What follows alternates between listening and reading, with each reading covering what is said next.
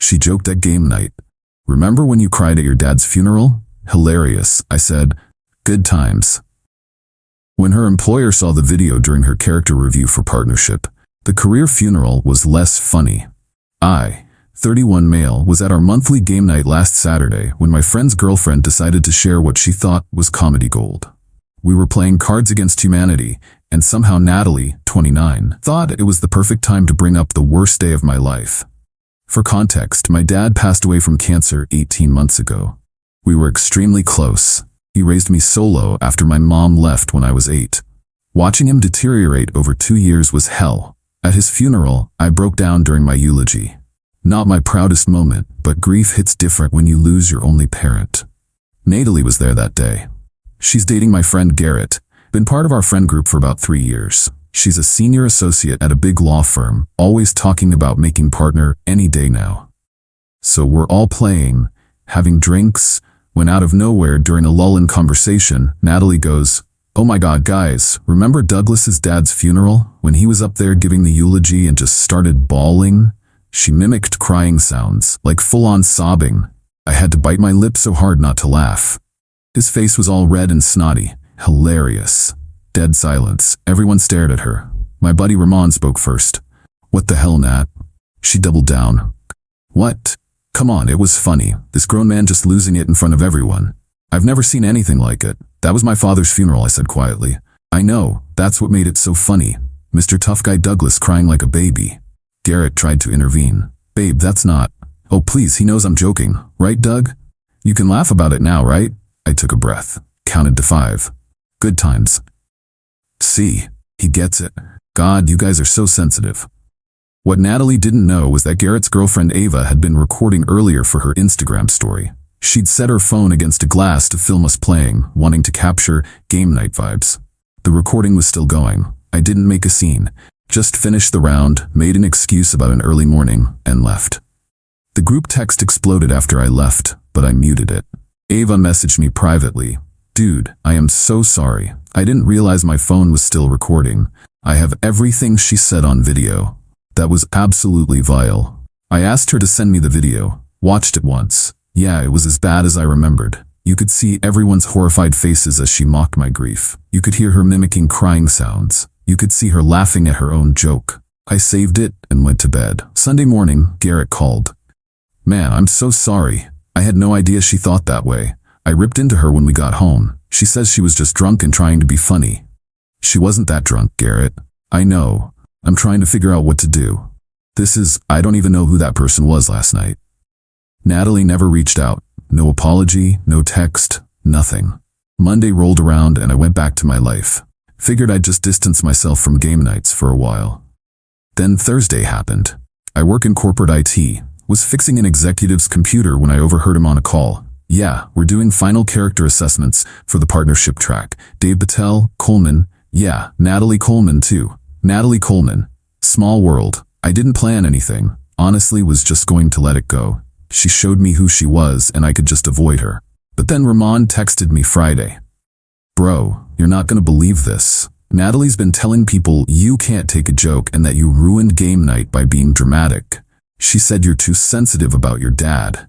He sent screenshots from their mutual friend. Natalie was spinning it like I was the problem. Like I couldn't handle friendly teasing. That's when I decided maybe the video should see some daylight. Update 1. So I sat on the video for another week, still unsure what to do with it. Then Natalie escalated things herself. She wrote a long post in our friend group's Facebook page. Yeah, we're millennials who still use Facebook for event planning. It was this passive-aggressive thing about how some people need to learn to laugh at themselves and not take everything so seriously. How real friends can joke about anything, and emotional maturity means being able to find humor in past events. The comments were mixed. Some people who weren't at game night were confused. Others who were there were calling her out. Garrett notably didn't interact with the post at all. But then she made it personal. She commented, "I mean, we've all seen Douglas cry before. It's not like it's some big secret. If he can't laugh about it by now, that's a him problem. Maybe he needs therapy instead of attacking people for making jokes." Attacking people? I hadn't said a word to her since game night. Ramon texted me, "You seeing this BS?" Ava chimed in, "This is insane. She's really trying to gaslight everyone." That evening, I got an unexpected LinkedIn notification. Natalie had viewed my profile. Weird, but whatever. Then I noticed she'd also looked at my company's page. Then our CEO's profile. Then our head of IT. Saturday morning, my boss called me. "Hey Douglas, weird question. Do you know someone named Natalie Coleman? She reached out about our IT security practices, claiming she's doing research for a case. Seemed fishy." My stomach dropped. She's an acquaintance, not a friend. Why? She was asking specifically about our employee conduct policies and if we monitor personal social media. Also asked about you specifically, if you were stable at work. I shut it down, but thought you should know. She was trying to mess with my job. I thanked him and hung up. Pulled up the video on my phone, watched it again. The way she mocked my crying, the way she laughed, the way everyone else looked horrified. Then I remembered, law firms doing partnership reviews absolutely look at character assessments. They check social media. They care about how potential partners represent the firm. I didn't send it to her firm. That felt too far. Instead, I posted it on my own Instagram story with a simple caption. "When someone thinks your grief is a punchline." 18 months after losing my dad to cancer, and this is what I sit through at game night. I tagged nobody, named nobody, just let the video speak for itself. Within an hour it had been reshared dozens of times. Mutual friends were appalled. People who knew Natalie were shocked. The video was clear. Her face, her voice, her cruel mimicry of my grief. My phone started blowing up. I ignored most of it, but did read Garrett's text. "I'm done with her. This is who she really is. I'm sorry, man." Then came Natalie's messages, first on Instagram. "Take that down now. This is defamation. You're taking this out of context. I'll sue you." Then texts from a number I didn't recognize, probably a friend's phone. "Douglas, it's Natalie. We need to talk. This is illegal what you're doing. You're ruining my life over a joke. I have partnership review next week. Take it down." I didn't respond, didn't need to. I hadn't tagged her, hadn't named her, hadn't even mentioned where it happened. Just shared my own experience. By Sunday, the video had made its way around. Someone had screen recorded it, and it was spreading on Twitter. Local mental health advocates were sharing it as an example of grief shaming. The comments were brutal, but honest, calling out the cruelty, the mockery, the complete lack of empathy. Monday morning, Natalie showed up at my apartment. I saw her through my Ring doorbell, pounding on the door. "Douglas, open up. We need to talk. This has gone too far." I didn't answer. She stood there for 10 minutes, alternating between pounding and pleading. Finally, she yelled, "Fine. When I make partner, I'll remember this. I'll remember what kind of person you are. You think you're so noble, but you're just vindictive." She stormed off. I saved the doorbell footage. Update 2 Tuesday brought a letter from a lawyer. Not a good lawyer, mind you, some guy with a Gmail address who probably owed Natalie a favor. It demanded I remove the video and pay $50,000 in damages to reputation and career prospects. I forwarded it to my cousin who's a lawyer. He laughed. "She has no case. You shared a video of something that actually happened, with your own commentary about your own experience. You didn't defame her, she defamed herself." But Natalie wasn't done. She started her own campaign, posted on LinkedIn about cancel culture and how one mistake shouldn't define a career. She claimed she was being cyberbullied for a minor social faux pas. Minor social faux pas. She wrote, "We live in a society where empathy is demanded but not given, where a moment of poor judgment is weaponized, where men claim victimhood to destroy successful women." The comments on that post were not supportive. Several people pointed out that mocking someone's grief at their parents' funeral wasn't a faux pas, but cruel behavior. One commenter, who identified as a grief counselor, wrote a lengthy response about the damage of grief shaming. But here's where Natalie really showed her true colors. She started contacting my friends and family. My cousin texted me, "Just got the weirdest LinkedIn message from some woman named Natalie claiming you're unstable and vengeful. What's going on?" My former coworker, "Hey, some lawyer lady is messaging everyone who comments support on your post, threatening legal action. Is this for real?" She even found my aunt on Facebook and sent her a long message about how I was ruining an innocent woman's career over nothing. My aunt, bless her, responded, "Honey, I was at that funeral. If you think his grief is funny, you need help, not a partnership." Wednesday, things got worse. A Reddit post appeared on a legal advice sub, Can I sue someone for sharing a video of me without consent? The details were changed slightly, but it was obviously Natalie. She claimed someone shared an out-of-context video that was ruining her career. The responses were not what she hoped for. Lawyers and non-lawyers alike pointed out that if you say something in a group setting, you have no expectation of privacy. If you're recorded being cruel, that's on you. Someone found the video and linked it in the comments. The tide turned completely. Comments like, "Oh wow, you mocked someone crying at their dad's funeral? And you're worried about your reputation? Play stupid games, win stupid prizes. I hope your firm sees this. You lack the empathy to be in any position of power." She deleted the post within hours, but screenshots were already circulating. Thursday afternoon, Garrett reached out. "Heads up, she's telling people you edited the video. That she never said those things. She's claiming it's AI or something. The video has 7 witnesses who were there." "I know, I told her that." "She's spiraling, man. Keep saying her partnership is all she's worked for and you're stealing it from her." "I didn't make her mock my dead father, Garrett." "I know. We're done, by the way. Moved her stuff out yesterday. She didn't even care. All she talks about is the partnership review and how you're sabotaging her." Friday came with another legal threat, this time from an actual law firm. Probably someone from her company doing her a favor. It was more professionally written, but just as baseless. They demanded the video be removed from all platforms, and that I issue a public apology for mischaracterizing the event. My cousin responded on my behalf, pointing out that the video speaks for itself and that any legal action would require Natalie to admit, under oath, what she said. The letter also noted that we had preserved evidence of Natalie's harassment, including contacting my employer and family members. We never heard back from that law firm.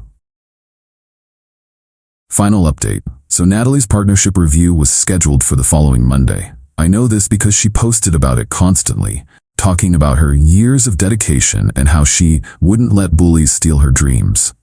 I'd stopped looking at her social media, but friends kept sending me screenshots. She was in full victim mode, claiming she was being persecuted for speaking freely among friends. Sunday night, I got an unexpected call. It was from someone named Victoria, a senior partner at Natalie's firm. "Mr. Thompson? I apologize for calling on a Sunday, but I wanted to speak with you directly. I'm on the partnership committee at Coleman's firm." My heart raced. "Okay? We've been made aware of a video circulating involving Miss Coleman. I've watched it myself. I want to assure you that we take character assessment very seriously in our partnership decisions. I didn't send it to you or anyone at the firm. I know, it came to our attention through other channels. Several, actually. Current employees who were concerned about the behavior displayed. I'm calling to ask if you'd be willing to provide a statement about the incident." I thought about it. What kind of statement? Just the facts of what happened. We've already spoken to 3 other attendees who corroborated the video's authenticity. But as the direct target of House Strength, Coleman's comments, your perspective would be valuable. I agreed to send a written statement, kept it factual, the date, what was said, how it made me feel, and notably that she never apologized. I also mentioned her subsequent behavior, the harassment, the legal threats, the attempts to contact my employer. Monday came and went, radio silence from Natalie's end. Tuesday, still nothing. Wednesday, Garrett texted, she didn't get partner. That was it. No details, just those 4 words. Thursday, the full story emerged through the legal gossip network, which is apparently very real and very active. According to someone who knew someone on the committee, Natalie's review had been unprecedented. They'd received the video from multiple sources, screenshots of her LinkedIn posts claiming victimhood, her Reddit post asking for legal advice, screenshots of her messages to various people's employers and families, my statement and 3 others from game night attendees. But apparently, what really sank her was her behavior in the review. When asked about the video, she denied it at first, claiming it was edited. When they pointed out multiple witnesses had corroborated it, she shifted to saying it was taken out of context. When pressed on what context would make mocking someone's grief appropriate, she allegedly said, "It's not my fault he can't regulate his emotions. I shouldn't be punished for his sensitivity." In a room full of senior partners, several of whom had apparently lost parents themselves, she was not only denied partnership, but put on performance review. The firm couldn't fire her outright, no policy violation technically, but they made it clear her future there was limited. The aftermath was swift. Natalie scrubbed her social media, deleted her LinkedIn posts, went completely dark. I heard from Garrett that she'd taken a leave of absence from the firm and was looking at other options. Then, 2 weeks later, I got one final message from her. An actual letter, handwritten. Douglas, I wanted to reach out one last time.